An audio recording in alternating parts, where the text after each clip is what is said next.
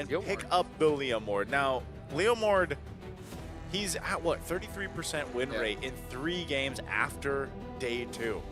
And here's the thing, looking at draft coming in from Aurora Philippines, even if they're not Aurora Philippines, if they're any team at all, that's kind of a lineup I don't want to fight against. Yeah. Fredrin, Eve, Arlit, just those 3 makes it so that if you go in, you don't go out. The only way you go out is if you die. And many people I ask, they do not want that. And I think the lineup rating and the counter decks agrees with you, LaFell. It's going to be very, very tough. So we'll see if Team Zone's all-out kind of playstyle can beat RORA's systematic composition. Team Zone, they're known as a team to understand their opponents and play around it. But Aurora, they got a draft where they can fight all day. Now we got to see if Team Zone, they can deal with that. Let's see. Welcome to the Line of Dawn, folks, for match number 3 of Swiss Stage M7, day number 3. Welcome to Mobile And it's going Legends. to be Impure Rage for Fredrin, for Demon Kite here.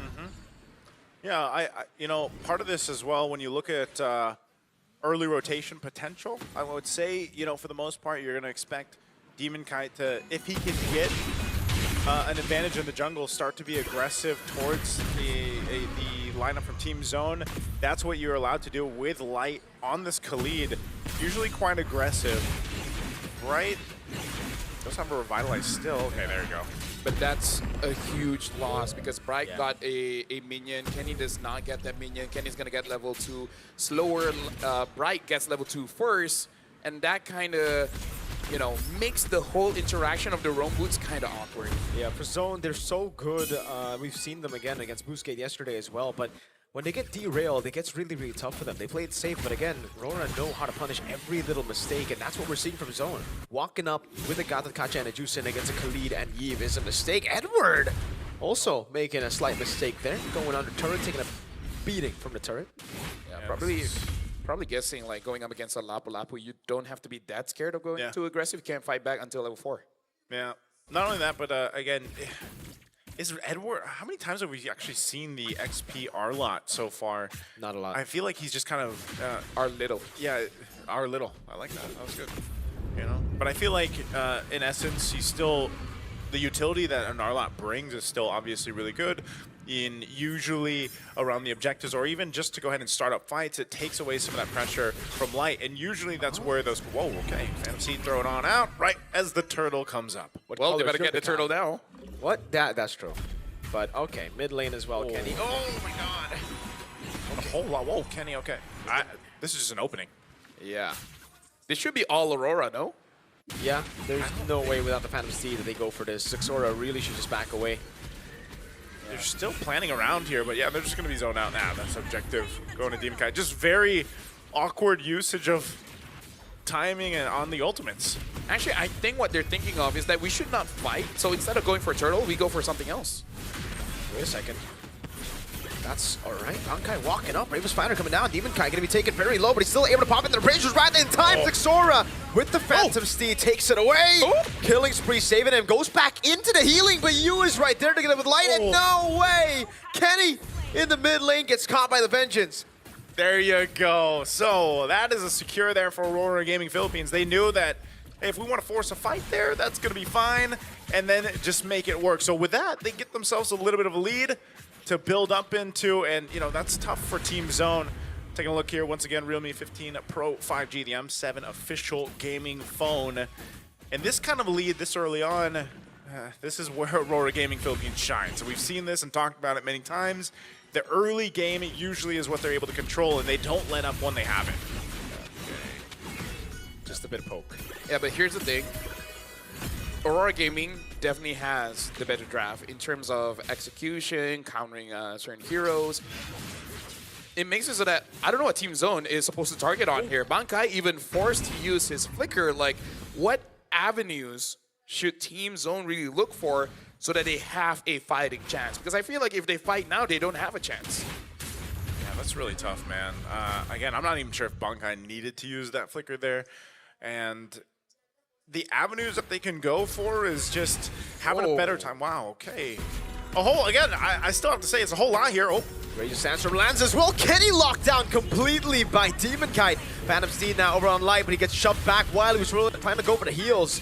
Demonkai tried to provide a bit more peel there. Sixora turning things around, jumping on. Now the AOG as well.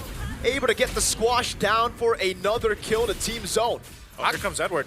Yeah, Edward is there, gets onto Zixora. Good stun on Bright. He's still able to sustain for a bit longer. Final Slash coming down as well now. That's a Lantern Flare. Can he go for the pickup on Edward? A Vengeance coming down now as Zixora does a little bit more damage. Good stun. Edward gets out with the last Vengeance. I gotta say, Zixora actually is looking pretty good on his Neomorn, considering that during the wildcard, it said it's been over a year he hasn't been using it. Looks like he's been spamming it for a while. Oh, okay, they're gonna get locked down. Final Slash, Phantom Steed coming down, doesn't really matter. Edward again on a playmaker, on a carry. It's there, ready to start from Lights! And it's a triple for Edward. He finally gets caught by Bright, but it's worth it. A shutdown going to the pockets of our roamer. My God, Edward.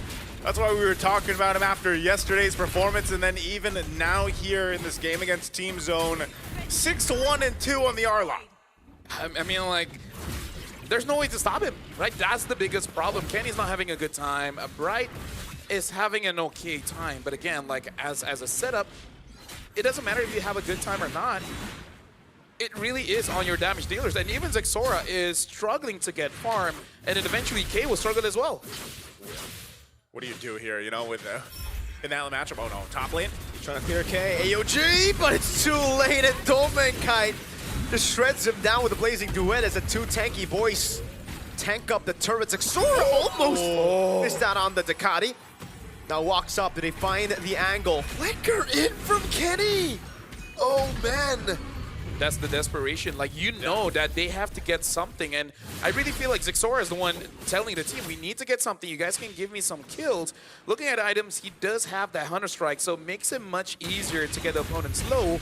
But again, the finishing power is there, but you're not stopping anyone. And I feel like that's what Zixora is looking for.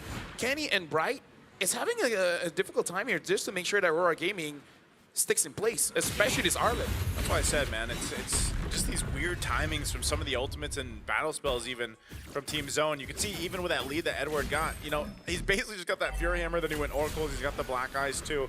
So that all is enough to pretty much make him a threat, but also durable enough. Whoa, Domenkite. This might be a solo kill. Bankai taking very low. Domenkite going on and they get the shield in time. And Kenny provides the backup necessary. Yeah, but that's kind of scary when the quad at 7 minutes wants to 1v1 Alapu and almost winning.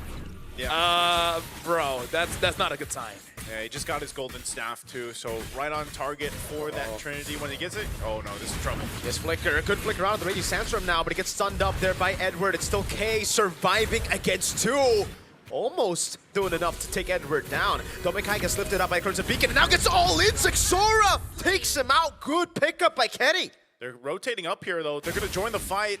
They're gonna force him off the turtle. A stun with Final Slash lands, brings him into the RWM now as Kenny gets chain CC down. Zixora doing a little bit more damage, but won't be able to find that skill 1 down on him as Bright AOG's out of there. You know what? Honestly, looking at how the game has been playing out, there is a chance for Team Zone here because Zixora as well as K, they are farming up. If you look at a KDA, it doesn't look like a good game, but they understand that as long as they get some kind of farm, eventually things will be fine. That's leaning towards the carry like we've seen, but yeah, statistically the matchup is in that favor. But DHS now picked up the pressure on this purple buff. Zixora will go ahead and grab it though. It seems like he's going to be just fine. A good turret push up top from Bankai. So with that, it's more so of Team Zone finding what they can across the map. They know they've got some distance to cover here and some grounds to cover in terms of catching up, but it's not too big of a deficit. I mean, the biggest one was Edward. As Yue takes some damage here from Bankai. He's going to have to go reset. The fact that Zixora and K, they're not losing by a lot is quite impressive. K only losing by about 700 gold. It's still manageable because it does mean that they'll finish the Trinity at roughly the same time here. And eventually K will become a big problem unless Light or Edward is able to get onto him. Okay. So with that, we're looking at the next objective at this point in under a minute with all 3 turtles going into the hands of RORA Gaming. This is kind of what we've highlighted with their run through the Swiss stage so far. You know, they've had relatively good control in this portion of the game. they just can't let it slip out of their hands. You know, they've had this bit of a lead. They've got majority of control around the objectives. They might go set up on Bright here. Oh, Kumar. He knows. Yeah. Yeah. If they go all in on Bright, I really don't think it's worth it. And so they don't. They just look for a little bit more poke as Bankai rotates over mid. Yeah. So right now for Aurora Gaming, being 2,500-ish doesn't feel like a lot. The main threat right now is definitely Dom and Kite. So I feel like Team Zone, the moment they see that his Purify is out, he's going to be the main target. And if they're able to deal with Dom and Kite, I feel like they're in a relatively good space. Because it does seem that Sora can deal quite a lot of burst damage on both Dom and Kite as well as Yue. And if they have not been fighting against a lot of Leomorns, they might not be able to be prepared for that. Look at this zone, though. He's still farming up top. Bankai finally goes in. That's going to be the final slash, locking Zixora down, but he finds the Phantom Steed now as the Crimson Beacon goes in. That's a stun over from Bankai. Now goes in with the Raven Spider again on towards the rest. Right, with a good taunt coming down. And Praise's Wrath! Oh my damage! The AOG out of there. Demon Kite getting away, trying to look for the taunt. Yue constantly with the Void Blast. Bright ticking down, but he survives somehow as K gets it straight to the mid lane. And now it's Light with the heals back up. Yeah, even getting a Trinity. Yeah. And you at least get something. Yes, Lord is going to go over to Aurora Gaming, but, you know, still, you look at that fight, it could have gone either way. Zixora was just zoned out enough from even Edward sticking onto him that, you know, and they tried to juggle around that. Lord didn't get the positioning they were. Still, you look at that fight, it could have gone either way. Zixora was just zoned out enough from even Edward sticking onto him that, you know, and they tried to juggle around that Lord fight, but it was just unfortunate that Team Zone couldn't get the positioning they were looking for, and so they just go and get a turret. This is going to be the tier 2 that falls now on that bottom side as the Lord makes its way down that mid lane. Yeah, I feel like Bankai needs to get the Chastise Pauldron as well to deal with Dom and Kite, and Zixora is, I feel like, just a few gold away from that endless battle and start becoming a real threat against Aurora. Eyes on Edward. He definitely is looking for a set. K's not going to give him the opportunity. Bright still holding the mid lane as the Holy Shield in the bottom lane should be procced in. They get rid of the mid lane Lord, actually, and they keep the base turret Holy Shield alive. Yeah, they'll keep it together. Again, even with this lead, it's with Team Zone's lineup, it's not too much to deal with. Whoa, the jump in from Bankai. An attempt, even with the Phantom Steed. They're using it a lot. Edward, again, looking for the set. You always got to put your eyes on Edward when he has Flicker up. Yeah, I feel like, in a way, that's kind of good because they did push Yue off, making it so that Aurora Gaming cannot apply pressure onto the mid lane, and Team Zone were not punished for that one. So I feel like, considering that fighters generally do have lower cooldowns anyways, I feel like that was worth it, right? At least you protect your base. Yep. That's really what matters. You protect it long enough and as many times as you can until Key gets to where he needs to be on this carry. He's starting to get there. I mean, the damage, Bankai again. Oh. And the Steed. Bankai gonna go back in with Bayless Fighter now. RWM locking them down, and look at that! That's gonna be him getting out. Zixora caught in the bad spot. Still, whoa! What a knock up there from Kenny! K with a flicker! K! Oh my god! Now an AOG! And K gets a double before he ultimately goes down. You know what? That was cool. K made the hero play, and Bright comes in, giving him enough time to actually get Dom and Kite. And even though K died there, but the main pushers, Yue and Dom and Kite, is not there, making it so that Aurora, they're in a standstill. Oh, and Edward has to flicker defensively. I'd say all that was worth, basically. Yeah. I mean, Team Zone needed to make something happen, and they do just that. They will actually get a good push up top, too. Getting that tier 2, it looks like it's going to fall here. Good work from Zixora. Now, kind of opening up the map a little bit before this Lord comes up in 30 seconds. So again, Aurora Gaming, you know, they're going to find themselves in a very precarious situation for this Lord take. Let's take a look at the instant replay here, though, for this one. Again, a lot happened in this team fight. Yeah, we got to look at the initial engage. Zixora was actually taken quite low, making it so that he has to back down. But look at K's positioning here. He was basically ignored for a while, got a lot of space, and then instead of going back towards his team where Light was waiting, he went forward because he knew that he had enough damage for Yue as well as Dom and Kite. As of now, K is doing his very best to bring back the honor, the glory, the reputation that the carry deserves. Hey, he might be beating the odds here right now in that matchup, the Klund and the carry. Again, earlier today it was 5-1 favoring the Claw. They're going to go here for that fight around the Lord. Final slash from Edward now. Zexora zone in the back line, gets caught with the real world inflation, and now it's going to be the shred coming down as K is still in the midst of it all, dealing a lot of damage, and now the blazing duet from Dominic comes in, but he gets stunned up and he's forced to use the Purify. Zexora runs away, gets the dash, but it's unable to save him now. It's a 2 for 2. That's Crimson Beacon backwards. Bright with the AOG gets out of there. Honestly, that would have been better if K stayed alive, because it does seem like they're doing a double prong attack where Zexora attacks the damage dealers, allowing K to deal with the front line. It was unfortunate that Zexora really had a very bad time, unable to do enough damage to either Yue or Dominkite, and he tried to run away, but again, it's just not enough. Not enough. Lord's going to be secured here for Aurora Gaming off of that fight. So now Team Zone once again on the defense. We saw some of the holy defenses go down earlier on, and now they'll have to rely on this lineup to make it happen. I think they have that potential. It's just down to that positioning, especially on the defense here. We're going to take a look at the items. You can see Kay's got his Malefic Gun. He's going to be building into that Wind of Nature. I think that's going to be crucial for him to deal with this. You've got a Wind of Nature already for Dominkite as well. And then over on top, I mean, like you mentioned, this is the potential to just force a fight into the base because you have Edward on the R-Lot. One of those heroes that can just kind of take surprise on even a base defense. They got to make sure they're not all clumped up. Malefic Gun now picked up for Dominkite as well. So Immortality's in play here for a couple of the members of Aurora Gaming as they walk in with this Lord down this mid lane. Lord charging in, able to get the base turret down in the mid lane now. Looking for the bottom lane. K sent down below. Chastised Pauldron picked up by Bankai. Should help him against Dominkite and the Wind of Nature as well for K. Yeah, so right now for Team Zone, around 15 minutes here, I believe K already has 4 items. So it's really just about the execution, because Zexora is a threat, but he's not getting the positioning that he really wants. Dominkite's damaged even with that. Chastised Pauldron takes him a half. They're going to go for the turret. Yep. Really nice real world manipulation there. Zones them away from the base turret. Now they have to save this top lane because that's the only one they have left. Yeah.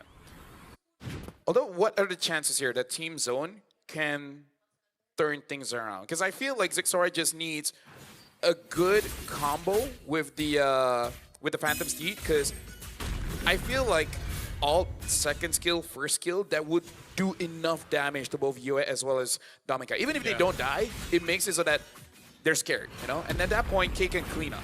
Yeah, it's a lot of this okay, actually, using that, but I don't think they're going to force a fight. It's a little bit... Oh, whoa, Edward.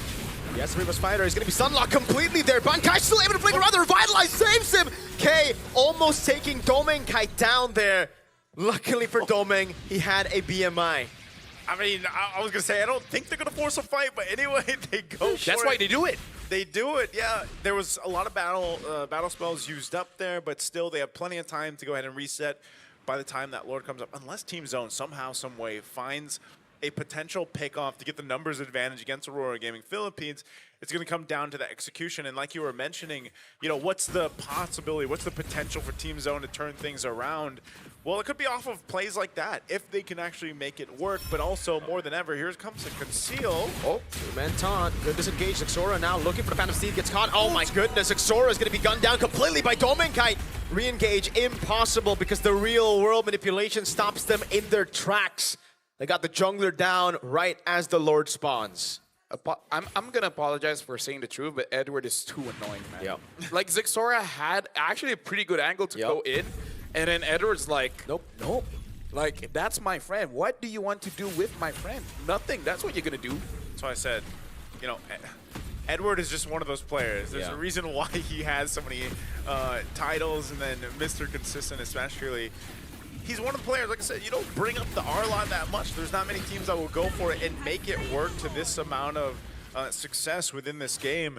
And even towards the late game where, you know, you think if it's mostly going to be the final slashes, well, sometimes alone it's just, you know, stopping people in their tracks and being a threat or annoyance in itself. Like, you usually think that about the Uranus. Yeah. Well, you can ban it out. I'll still do the same thing even with an R-Lot. at this point, I'm pretty sure Team Zone is like, man, I wish he was just using a Uranus, right? Because the thing that Edward does is that he makes you look bad. Yeah. And that's not the truth. Zexora actually is doing quite a good job. He's doing what he is supposed to do. It's just that Edward doesn't allow him to do that. Edward makes it look like a mistake all the time. Yeah. Okay, Lords made its way up to the base now. We'll see if Team Zone can hold on. That last base turret's going to go down here, up on that top side.